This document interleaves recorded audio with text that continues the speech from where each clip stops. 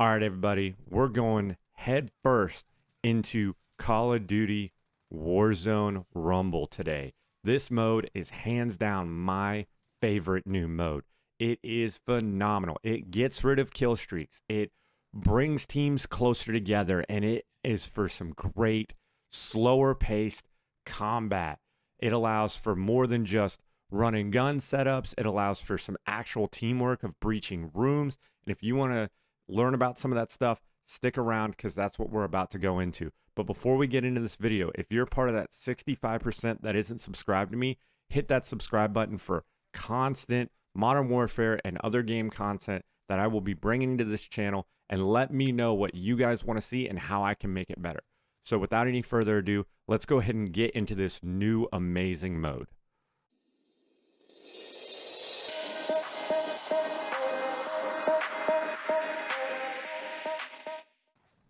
All right, so first thing I noticed, no kill streaks in this mode, and this is phenomenal. I am so glad we can focus on the infantry ground combat in a larger scale battle without having to worry about helicopter gun runs and explosions all over the place when it's unnecessary. We get a larger battlefield than any of the base maps, but at the same time, it's not clustered with constant APCs and IFVs and kill streaks galore. I've noticed that in this mode, things like medium range weapons come into play a lot more. Things like squad teamwork is actually viable here. The map isn't so fast paced that trying to group up and breach a room with a squad or stick together is impossible. It is more like Warzone, where squad gameplay is incredibly important, and you can use that to your advantage. It's nice because the gas keeps people close, but at the same time, because of the way it's structured and people are called in, it creates a natural front line, and that is great. That allows you to know pretty much, for the most part, where the enemy is gonna be without having to worry about getting shot from a million different angles like normal ground war, and not having to run all over the place. You can run directly up to the front line and you know, hey, my guys are here, the enemy's here. There's probably a couple of trickles in between where the enemies are, but for the most part, you can focus forward fire and you can use that to your advantage. You can have a squad member with a marksman rifle. You can have a squad member with an LMG and use those to your advantage. Have guys with shorter CQB guns for breaching. Maybe you have two CQB guys, an LMG, and a marksman or a sniper. This could allow you to provide a more unified battlefront and push through. Also, RPGs and stuff like that, that is still important here because guys are running around on all these buggies and the big deuce and a half style trucks. This mode is just great. I had really good gunfights in here. I am by no means anywhere near a good player. I mean, I only have about a 1.0 KD, and that is horrible. I know this. So don't judge me too much on my gameplay. But this mode, coming from somebody who loves Modern Warfare but loves the slower paced aspects of it, this is great. And a realism version of this would be perfect, hands down, like completely perfect. Please, Infinity Ward, bring in realism Warzone Rumble. It would be amazing. I really hope this becomes a staple mode and doesn't get removed like they love to do with all the good stuff.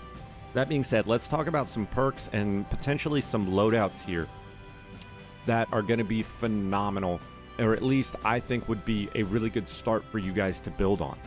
So let's go ahead and get into that now.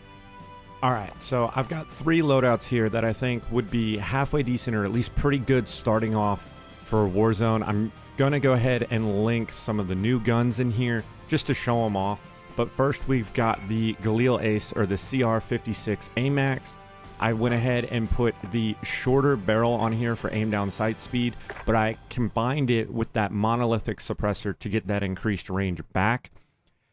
These engagements are a little bit closer than normal Warzone or ground war. However, that being said, you still need to be able to reach out and touch at medium range, and something like this might help that out. You know, optic is personal choice, or if you don't even want an optic, but it does help. This by far is pretty much the best stock you could possibly get on this gun. It has aim, walking, movement speed, and aim down sight speed. That's just phenomenal. And then I went ahead and put in recoil control, because this is a 7.62 by 39 weapon, and those weapons tend to have a little bit more recoil.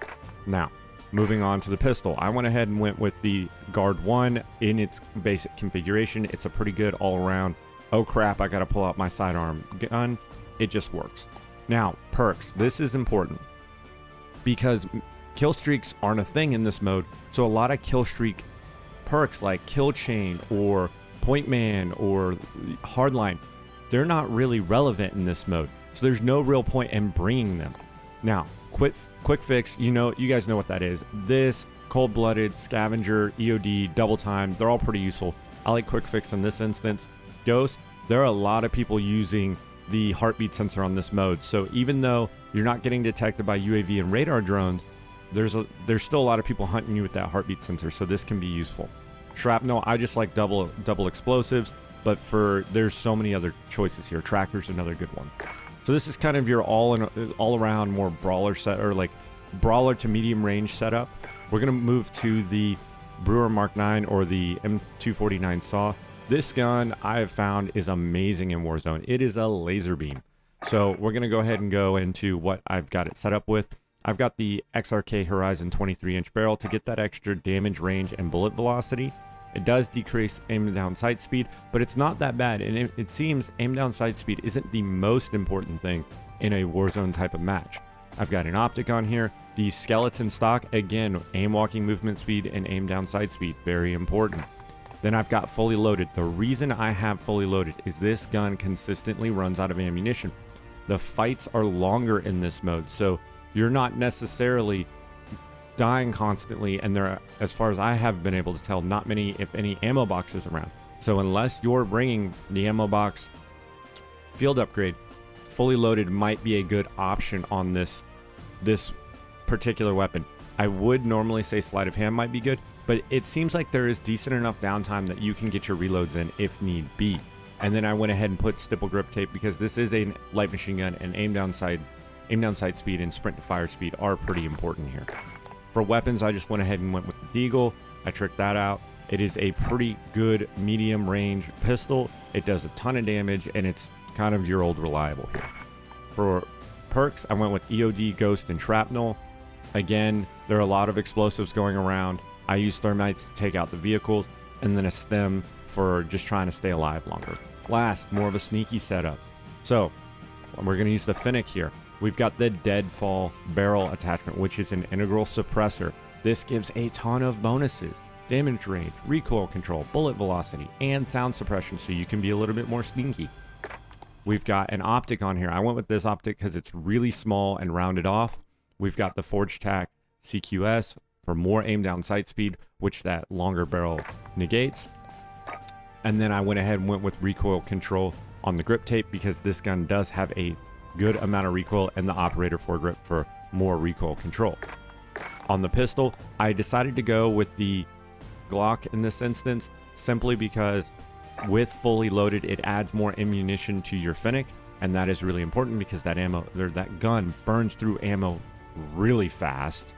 So there's that. And then I went ahead and set this for hunting down players behind enemy lines, because if you can get behind them in a sneaky manner, you can take 4, 5, 6 guys out before they even realize you're there. So Double Time, Ghost, and Tracker, throwing knives for taking guys down silently, and heartbeat sensor for tracking them down.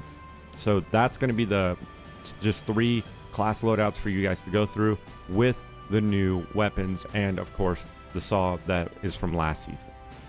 Alright, so the last thing I want to go over is Battle Pass time and how this helps your Battle Pass tremendously. These matches are longer. They are much longer than your average map, and thus allow you to earn that Battle Pass time so much better because time played is very important.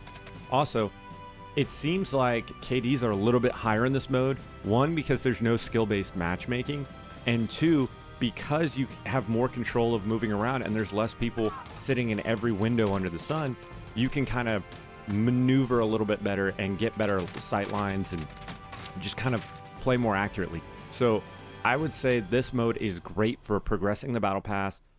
Maybe not as good for progressing your overall rank due to just not getting massive amounts of kills like Shipment, where you're getting 70, 80 kills in a match. But at least for Battle Pass progression, And playing with friends, it's a lot of fun because you don't have to worry about, oh crap, I don't like playing with this person because they're so much better than me, and the skill-based matchmaking throws me in where I'm getting 0 kills or 3 kills in a match. Everybody's pretty even here in terms of there's good players, there's bad players. It's basically, honestly, I think the perfect mode right now for the game, and a great way for friends to play together as a small cohesive unit in a larger battlefield without all this other BS going on. So that's the video today. I just wanted to go over Warzone, the Warzone Rumble, and how great it is, and go over maybe some good classes for you guys. If you like this content or want to see anything else, just let me know in the comments below. Throw down a like if you like the video. You guys know what to do. Hit that subscribe button. Other than that, I stream on Twitch Mondays, Wednesdays, and Saturdays at 8:30 Central. I mostly stream Hell Let Loose, which is an amazing World War II realistic gritty shooter. And if you guys are interested in that or want to come hang out, or if you want me to stream this, let me know and I will. But come hang out at that there, and the links will be in the description below. Other than that, see you guys in the next video.